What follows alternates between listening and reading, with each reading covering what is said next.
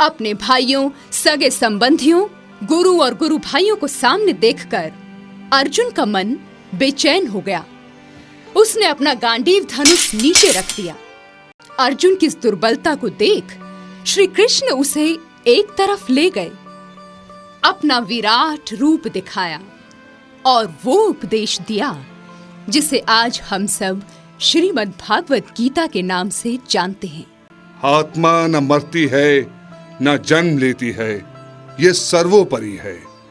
इसे शस्त्र काट नहीं सकते, अग्नि जला नहीं सकती, कोई शक्ति इसका हरास नहीं कर सकती। ये अमर है। जिस तरह व्यक्ति पुराने कपड़े छोड़कर नए वस्त्र धारण कर लेता है, उसी तरह आत्मा भी पुराना शरीर छोड़कर नया शरीर धारण कर लेती है।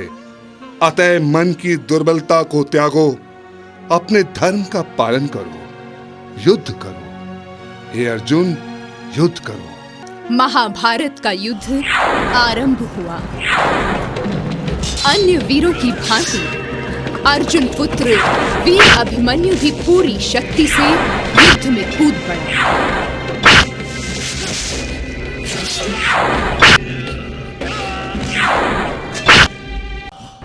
अभी तो दिन समाप्ति में समय शेष है। दोपहर तक की कौरवों की सेना ने हमारी भारी हानि कर दी है। उनकी सेना में भीष्म पितामह जैसे योद्धा जो हैं, वो जिधर भी निकल जाते हैं त्राही त्राही मच जाती है। यदि ऐसा ही हाल रहा तो हमारी आधी से अधिक सेना ऐसे ही खत्म हो जाएगी। ये तुम कैसे विचार प्रकट कर रहे हो? वीरों को ऐसी बातें करना शोभा नहीं देता। चलो पूरी शक्ति से युद्ध में जुट जाओ। भीष्म पितामह को रोकने के लिए मैं जाता हूँ। अभिमन्यु ने अपना रथ भीष्म पितामह के सामने किया और तीरों की झड़ी लगाई।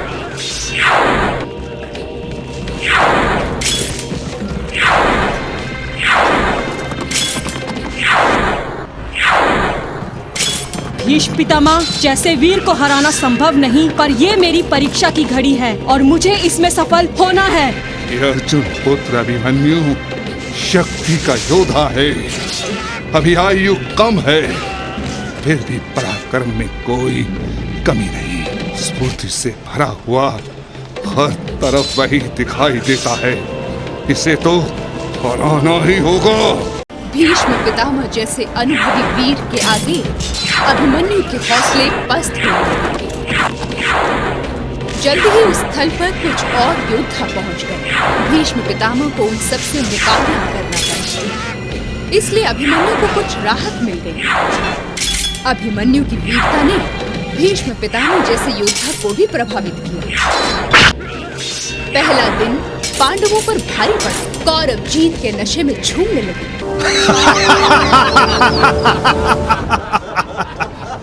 देखा मामा श्री, हमारी सेना ने पांडवों की क्या हालत कर दी। कहते थे युद्ध करके अपनी भूमि वापस लेंगे, और अब तो अपनी जान बचा ले, यही बहुत है। भांजे, इसमें कोई संदेह नहीं कि हमारे योद्धा उन पर भारी पड़े हैं, पर आज युद्ध का पहला दिन था। हमें चैन से नहीं बैठना है, अपनी युद्ध रचना को और अधिक सशक्त करना है। देखा प्रभु आपने हमारी सेना का क्या हाल हुआ। जब तक उनकी सेना में भीष्म पितामह हैं, हम जीत के बारे में सोच भी नहीं सकते। धीरज रखो युधिष्ठिर। क्षत्रिय का धर्म है कि कभी हिम्मत न हारे। जो हुआ है उस पर विचार करें और आगे के लिए योजना बनाएं। आप सही कहते हैं प्रभु, पर क्या कोई ऐसा भी है जो भीष्म पितामह के सामने टिक सके? हमारी सेना में एक से बढ़कर एक शूरवीर है, और फिर शिखंडी भी है। वो पुरुष के शरीर में स्त्री है। कल वो पितामह का सामना करेगा। भीष्म पितामह एक नारी पर वार नहीं कर सकते। अगले दिन यही हुआ। शिखंडी भीष्म पितामह के सामने आया और उन पर वार करने लगा। भीष्म पितामह उसे पहचान गए। शिखंडी के रूप में उनके सामने वही स्त्री थी जिसने पिछले जन्म में भीष्म पितामह से विवाह की इच्छा व्यक्त की थी, पर पितामह ने उसे ठुकरा दिया था। ये दृश्य देखकर अर्जुन ने शिखंडी का सहारा लिया और पितामह पर बाणों की बौछार कर दी। जब पितामह वार करने लगते तो शिखंडी आगे आ जाता।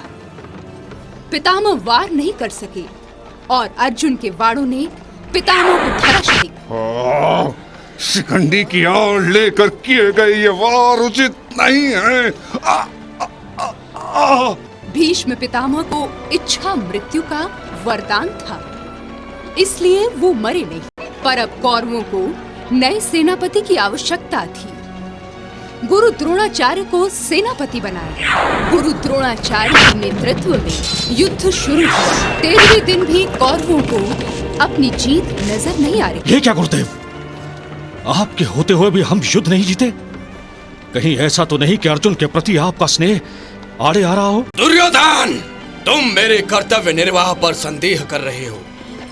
इससे तो अच्छा होगा कि मैं सेनापति का पद ही त्याग दूं। आप मेरी पीड़ा समझे गुरुवर। आप ही बताइए कि हम क्या करें? आज पांडवों की हार निश्चित है। मैं चक्रव्यूह की रचना करूंगा। उसे भेदना केवल अर्जुन जानता है। यदि अर्जुन को युद्ध भूमि से दूर कर दिया जाए तो पांडवों की हार निश्चित है। वो कार्य आप मुझ पर छोड़िए, अर्जुन को वहां से हटा दिया जाएगा। और फिर योजना के अनुसार कार्य आरंभ